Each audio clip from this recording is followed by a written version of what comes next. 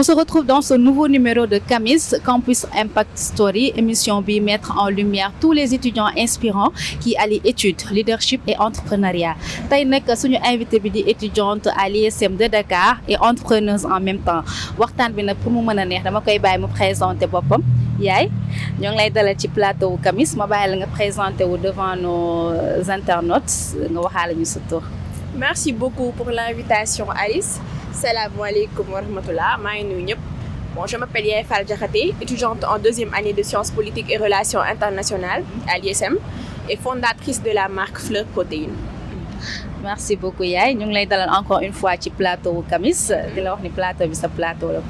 Alors Yaye, hormis les diplômes ak les titres yoo xamante ne ce sont des titres académiques, qui est la personne derrière Fleur Sauvage? Fleur Sauvage, c'est juste une, je dirais en ce moment-là, jeune femme, voilà, beau calme,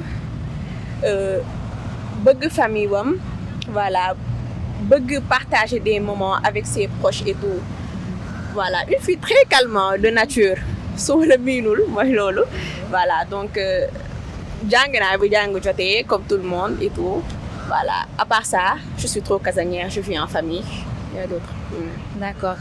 Dégg naa ci say wax nga ne tu es une fille très calme. Mais de ce qu'on voit dans tes réseaux. du loolu ngay wane du mu demee noonu.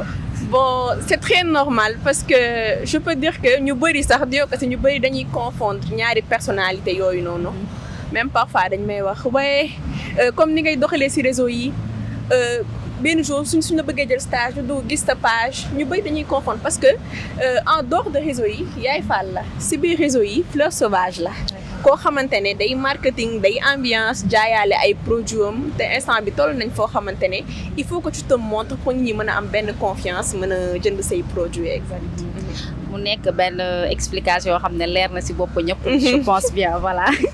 Alors Yaye, si on remonte des années en arrière, maanaam sa enfance, est-ce qu'il y avait des signes qui présageaient que cette fille, elle allait entreprendre un jour? Bah si, peut-être ñi ma jege mën nañ ko xam parce que je dis du côté de ma mère dama judd ci famille boo xamante ne ñëpp a noon jaay di ko dalee ci sama maam ba ci sama yaay. Donc je peux dire que jaay bi sama deret la nekk, c'était forcé ma jaay même si que nag sama yaay daf ma ko doon tere daf ma naan wuy jàngal ci jàng toll et tout parfois dama naan làkkatu di jaay te moom du ko yëg. Ba ma amee sama bag nag ci la ma bàyyi nii ma entreprendre def li ma bëgg def. D'accord. li nga bëgg a def mu nekk ay produits yoo xamante ne ce sont des produits comme tu les as appelés fleurs sauvages. Mën nga ñu wax tuuti ci li ngay defar lan la li ngay jaay lan la. Voilà, donc sama kii bi sama business bi dama ko ciblé pour les personnes yoo xam ne ils ont du mal à prendre du poids ak ñi nga xam ne ils ont du mal aussi à prendre de la masse et tout. Donc moo tax ma indi ay protéines végétales yoo xam ne c'est à base de céréales complètes qui sont cultivées la plupart ici, bien vrai que parfois dina am nag ay éléments yoo xam ne tu es obligé d'exporter ça, mais la plupart c'est cultivé ici au Sénégal, c'est 100%, je peux dire presque consommé local en fait. D'accord. Alors, qu'est-ce qui t'a poussé à faire ce business? Bon, je peux dire que ça a commencé depuis ba may def terminale parce que comme les gens disaient bac da ngay stressé da ngay jeex te man je voulais pas maigrir. Donc à la maison dama doon def samay mélange pour man di ko utiliser. Maintenant su ma demee école les gens me disent yow lan ngay utiliser parce que j'ai vu que doo perdre de poids en plus t'as une voilà jolie forme et tout. Léegi nag je me suis dit pourquoi pas commercialiser ça et c'est là-bas que j'ai commencé à commercialiser ça di ko jaay suñu waa classe yi mais vu que élèves yi dañoo nay dama ko doon def temps yooyu noonu ay sous forme de tontine en fait laa ko doon def.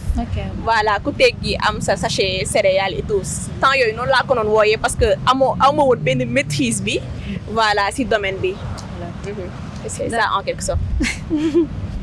léegi dégg naa la nga ne élèves yi dañoo nay tey yaakaar naa ñu ñëpp jaar nañ ci. ñun ñëpp def nañu ay natt pour mën a am dara ci produits yi gars yi di jaay. C'est vrai. Alors bi nga commencé wee njaay mi naka la ko sa camarade de classe yi gisee wala sa entourage est-ce que ils se sont dit que kii li muy def nii du sotti wala ils étaient convaincus que tu allais réussir? Ouais, c'est vrai xam nga tey jii nii boo commencé entreprendre dara je peux dire que doo si gis ñu bëri. say proche duñ jënd si yow ñi la jege dëgg duñ jënd si yow dañuy sa préféré dem commander leneen même ba si biir jaay bi ngay jaay si biir classe bi di nga si dégg ay wax yu sew comme dafa bëggee dafa lii dafa laa mais am na ñoo xamante ne moom ils ont pas ce problème mais man je me disais que si business y avait pas de sentiment. dama bëggee d'accord l'essentiel dinaa organiser samay groupe de tontine ñi war a joxe su ma xëyee yor sama cahier suba teel ma rappel leen ku nekk joxe li nga war a joxe et puis ça va mais au début c'était vraiment difficile parce que kenn fekkuma ci moom franchement à part sama benn copine boo xam ne moom moo mënoon jàppale ñoo bokkoon classe moo mënoon gérer même parfois su ma absenté mënoon gérer natt bi et tout. si période bi nga doon jaay. ngay jaay produit boo xamante ne mën naa ne c'est sensible parce que lu ñuy consommer la. naka nga def pour mën a jaay loolu ndax da nga ko jàng wala juste da nga am sa fit rek ne xaaral def mélange bi baax na. Bon, j'ai tout le temps l'habitude de le dire, même à travers quelques vidéos you def. Je disais que au début, j'avais pas de maîtrise dans ce domaine. Je prenais juste des des céréales comme ça, je mélangeais, j'avais pas de maîtrise. Mais vu que après ba ma demee ba ne que sama yoon si lii laa bëgg def, j'étais obligée ma dem jàngiwaat parce que je me suis dit que jaay lekk dafa nekk loo xam ne dafa sensible.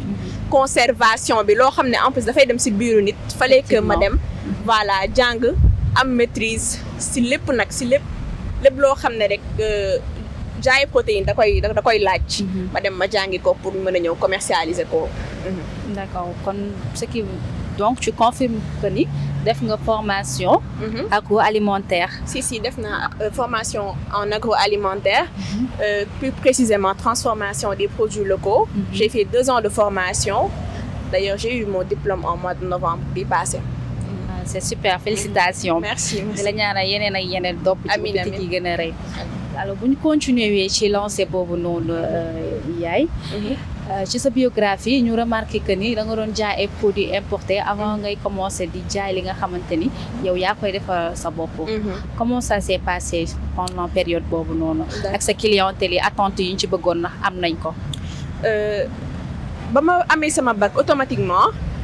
dama doon jaay tout ce qui était protéines industrielles yi ñuy importer si yeneen dëkk yi je travaille avec des grandes marques am na si nag ñoo xamante ne il suffit que ñu dégg ne produit bi dëkk bi la jógee rek automatiquement dañu naan waaye c'est la qualité ñu jënd. Effectivement. mais man may koo xamante ne damay déglu samay clients parce que man du ma la jaay kese yem si je fais du coaching en même temps dama lay topp dama lay suivre ba keroog ngay am ay résultats yi nga bëgg mais am na ñoo xamante ne dañuy bëgg jënd ñu woo la nga ne leen telle protéine la ñu ne waaye protéine industrielle yi baaxul ñi naan la day yàq rein ku nekk di ci apporter voilà sa xalaat en fait.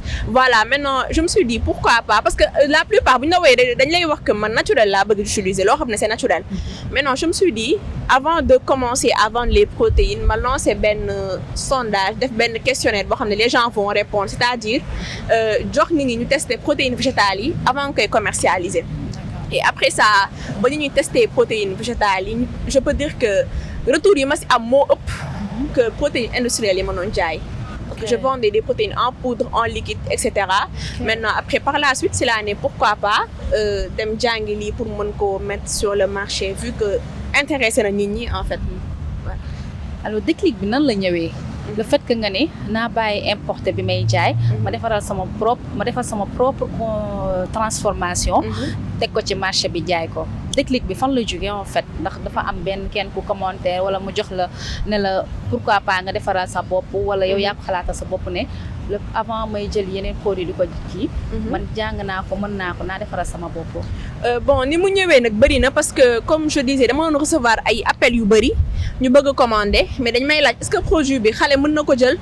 ma ne ko non parce que c'est clair que protéines industrielles yi nii xale mënu ko jël. Voilà ñu jox ma est-ce que mag mën na ko jël à partir de âge bii nii. ma ne ko non am ñoo xam ne aussi ay diabétique lañ dañuy bëgg ci produits yi. duñ ko mën a jël donc je me suis dit pourquoi pas créer loo xam ne day naturel sans sucre voilà sans conservateur ni additif comme ça muy xale di mag. ñëpp dinañ ko mën a utiliser c'est-à-dire yokk sama cible en fait parce que au début je peux dire que ñi nga xam ne laa ciblé woon mooy ñi dem salle kese.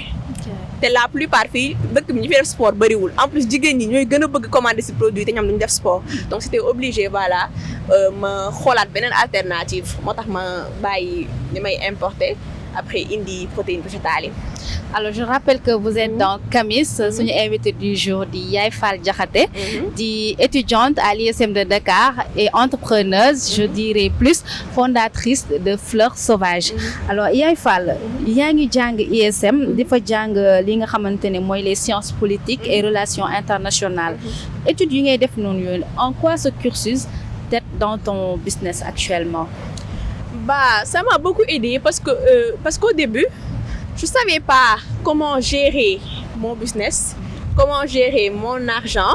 Voilà, mais vu que quand tu as la chance de faire comme des cours de marketing, des gestions de projet, di nga mën a xam exactement fan ngay gën a teg sa tànk. En plus boo xamee aussi ay prof yoo xamante ne dañ lay gën a aider comme sama benn prof, je le salue de passage d'ailleurs, monsieur Peter Kabo. Il m'a dit que en matière de business, il y a pas de sentiment. C'est-à-dire que loolu su ma ko defee sama bopp rek dinaa éviter luy gaspillage bi et tout pour mën a voilà gën a mën a gérer sama business daal. Donc c'est un conseil très important qu'il t'a donné. Alors yaay protéines yi ngay defar. mu nekk loo xamante ne c'est vraiment sensible. ndax mës nga si jànkonteel ay obstacles yoo xamante ne tu te dis que lii tee ma koo arrêté wóoru wala c'est pas sûr wala lii du ma amal benn rendement. ban obstacle nga si mës ban jafe-jafe en fait nga si mës a dund.